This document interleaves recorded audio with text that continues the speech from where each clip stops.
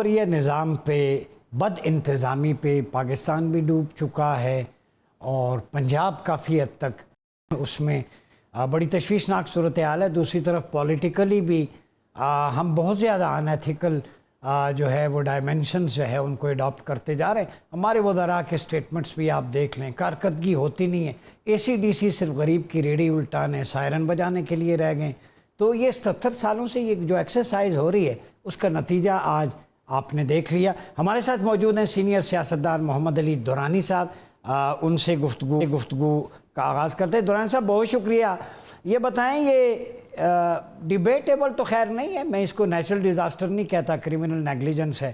جب timber mafia ہوگی، جب درخت کاٹیں گے، جب آپ ماربل فیکٹریاں لگائیں گے، پہاڑیں چٹانیں کاٹ کے نیچرل روٹس کی جگہ پہ انکروچمنٹ کریں گے، زمین کو پانی ایبزارب کرنے کی جگہ نہیں ملے گی، تو نیچر سے ٹکر نہیں لی جا سکتی. اور پھر قرآنک پرسپیکٹیو میں بھی جو تباہی ہے وہ انسانوں کی اپنے ہاتھوں کی ہے. ظاہر الفساد فی البر والبحر بما کسبت ایدی الناس. زمین میں جو کرپشن اور ڈس آرڈر ہے، اللہ کہتا ہے تمہاری اپنی بدعمالیوں کی وجہ سے ہے، یعنی تم نے ٹھیک سے مینیج نہیں کیا. تو کیا کہتے ہیں اس ساری صورتحال پہ؟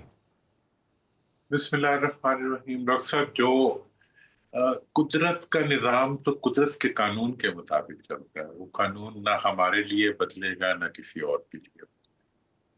تو لہٰذا جب ہم اس قدرت کے نظام کی نفی کرتے ہیں تو اس کی پھر جو ایفیکٹس ہوتے ہیں وہ بھی ہم آج بھگت رہے ہیں. میں تو یہ سمجھتا ہوں کہ دیکھیں، ہم گورننس اگر پاکستان کی دیکھیں تو گورننس نام کی کوئی چیز اس وقت ایگزسٹ نہیں کرتی، اور پورا نظام جو ہے وہ گورننس کے تمام اصولوں کی نفی میں چلتا ہے. اس وقت نظام جو ہے، گورننس تو وہ ہوتی ہے جو عام آدمی کو فائدہ دے. ہمارا پورا فائدہ جو ہے وہ ان لوگوں کے لیے ہے جو عام آدمی سے جن کا کوئی تعلق نہیں ہے. تو لہٰذا bad governance is giving bad results. ابھی آپ دیکھ لیں، یہ فلڈ آیا ہوا ہے، تو فلڈ کے دوران جو ہے جتنے فلڈ کو جس فلڈ کے جو نقصانات تھے ان کو کم کرنے کے ادارے جو ہیں، اور جو آئندہ کے نقصانات کو روکنے کے ادارے ہیں، وہ صرف نیوز کاسٹر بن کے خبریں پڑھ رہے ہیں. اتنا نقصان ہو گیا، اتنا نقصان ہو گیا، اتنا نقصان ہو گیا، اور مزید ڈرانے کے لیے کہہ رہے ہیں کہ اگلے سال 20 سے 30% زیادہ نقصان کا امکان.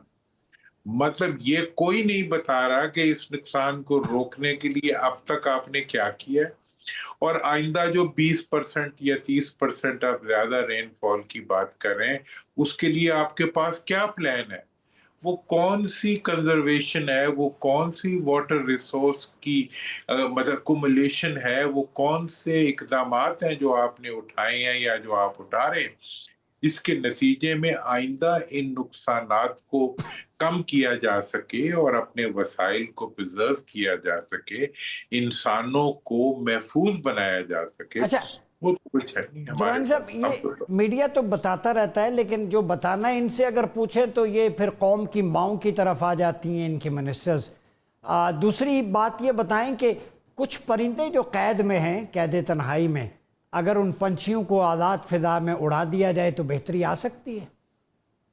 دیکھیں، جو پنچھی قید ہے نا، وہ اب اس کے بارے میں ڈاکٹر صاحب، جیسے آپ کو پتہ ہے، میں تو بہت عرصے سے کہہ رہا ہوں کہ ان پنچھیوں کی قید جو ہے وہ انہی کو فائدہ دے رہی ہے، اور جنہوں نے قید رکھا ہوا ہے حکومت، وہ خود اپنے آپ کو محفوظ کرنے کے لیے انہیں قید کیا ہوا ہے. بلکہ میں حقیقت میں یہ بتا رہا ہوں کہ یہ قید جو ہے یہ توجہ ہٹاؤ نوٹس ہے، کہ اچھا، مطلب ہماری طرف نہ دیکھو، ہم ایسے ایشوز کھڑے کر دیں گے جن کے اوپر آپ سارا دن جو ہے وہ خبریں بناتے ہو. پنجرے میں دانہ پانی پہنچ رہا ہے تو اس لیے پرندہ خوش ہے، وہ پھڑپھڑا بھی نہیں رہا.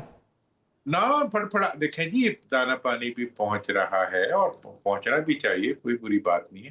ساتھ ساتھ یہ ہے کہ اس کی مظلومیت بھی اسٹیبلش ہو رہی ہے، ان کی جو محکومی ہے وہ بھی اسٹیبلش ہو رہی ہے. اور جن دو لوگوں نے آپس میں ٹکراؤ بنایا ہوا ہے وہ تو فائدے میں جا رہے ہیں، اور حکومت کی حکومت قائم ہوئی بھی ہے اس کے خوف کے اوپر کہ جی وہ پرندہ چھوڑ دیا تو یہ ہو جائے گا، وہ ہو جائے گا.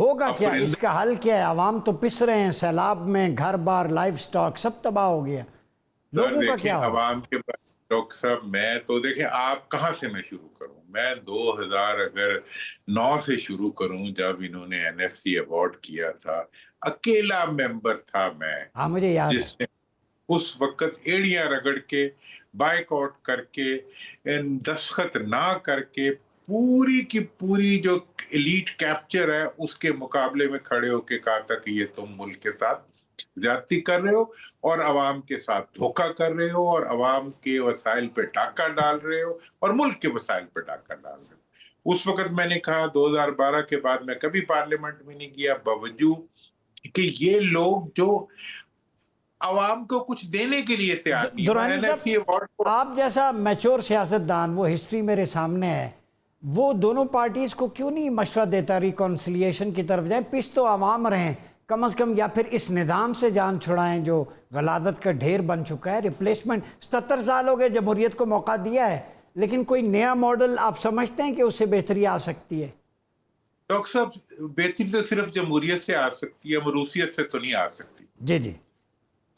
یہ جمہوریت نہیں ہے ڈاکٹر صاحب. جس نظام کے اندر بلدیات نہ ہوں وہ جمہوریت نہیں ہو.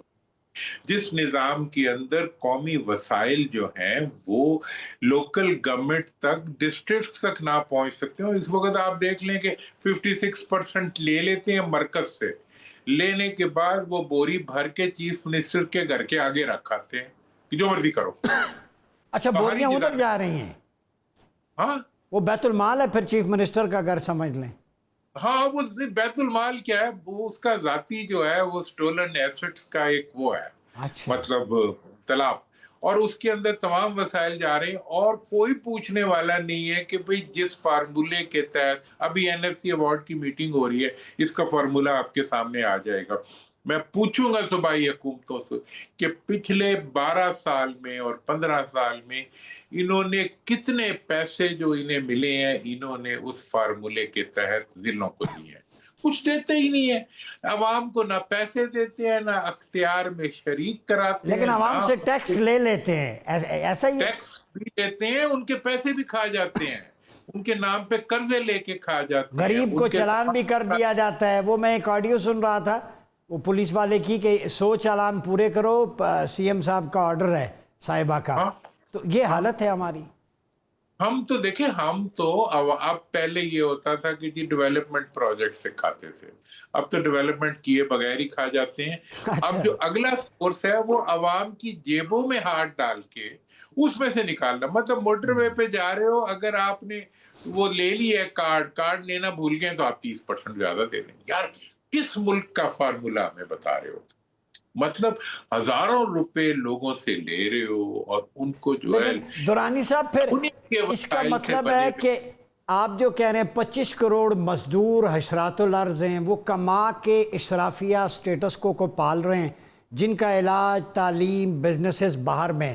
تو پاکستان تو انہوں نے ایک بزنس مارکیٹ بنایا ہوا ہے، پھر اس کو ریپلیس کرنا پڑے گا نظام کو.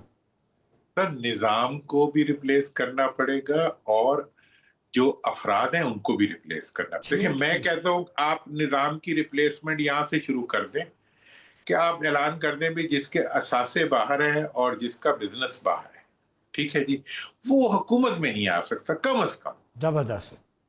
تو بس آپ کا آدھا مسئلہ تو یہی حل ہو جائے گا. میں نے ایک صاحب سے یہ کہا، انہوں نے کہا پھر کون ہوگا باقی جو حکومت کرے گا؟ اور میں کہا تمہارے جیسے رہ جائیں گے، غریب رہ جائیں گے تو کیا ہو جائے گا؟ کہاں نہیں ہے. مطلب جہاں پہ کون سا ملک ہے جس کے اندر اس طرح کا کیپچر ایلیٹ کیپچر؟ یہ تو مطلب عوام کو سانس لینے کے بھی ان سے پیسے مانگتے ہیں اور خود جو ہے مطلب یا غیر ممالک میں ان کی پراپرٹیز ہیں یا یہ کہتے ہیں کہ ہم دوروں پہ غیر ممالک میں رہیں. مطلب یہ پاکستانیوں کے وسائل دینے کے لیے تیار نہیں ہے. اب مجھے نہیں سمجھ آتی کہ کہاں جا کے بندہ سینہ کو بھی کرے یا سر کو بھی کرے کہ یہ کون سا قانون. میں نے جب سینٹ میں کھڑے ہو کے شور مچایا جب یہ NFC ایوارڈ ہو رہا تھا، میں نے کہا یار یہ تم پیسے لے رہے ہو اور یہ تقسیم کیوں نہیں کرتے، اس کا فارمولہ کیوں نہیں بناتے؟ انہوں نے کہا جی یہ صوبائی خود مختاری میں مداخلت ہوگی. اور میں کہا وہ صوبائی خود مختاری کس جانور کا نام ہے جو عوام کا سر کاٹ کے جیتا ہے؟ مطلب اب یہ تو ڈائناسور ہے صوبائی خود مختاری. ہاں یہ اب اس کو آپ جمہوریت کہیں گے تو مطلب میں تو نہیں اس کو ٹھیک، جمہوریت مانتا. بہت یہ بہت تو جمہوریت کا قتل عام ہے. جی اور کر بہت رہے ہیں وہ وسائل بھی یہی کر رہے ہیں. پورے مرکز کے وسائل لے جاتے ہیں مرکز کو غریب کر کے، تو مرکز کو ڈکٹیٹ کرتے ہیں.